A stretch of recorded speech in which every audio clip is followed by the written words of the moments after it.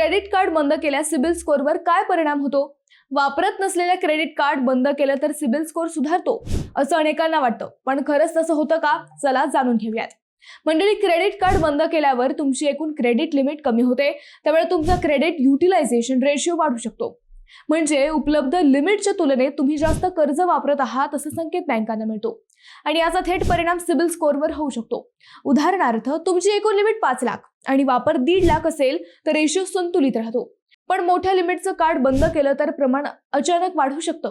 तज्ज्ञांच्या मते 30% कमी रेशो सुरक्षित मानला जातो. याशिवाय जुनी क्रेडिट कार्ड तुमचा मजबूत आर्थिक इतिहास दाखवतात. अनेक वर्ष वापरत असलेले कार्ड बंद केल्यास तुमची क्रेडिट हिस्ट्री कमी होऊ शकते. म्हणूनच कार्ड बंद करण्याआधी वार्षिक शुल्क, सुरक्षा, वापर आणि भविष्यातील कर्जाची गरज यांचा विचार करा. लक्षात ठेवा, चांगला सिबिल स्कोअर म्हणजे कमी व्याजदरात कर्ज मिळण्याची मोठी संधी. व्हिडिओ महत्त्वपूर्ण वाटल्यास लाईक करा आणि फॉलो करायला विसरू नका.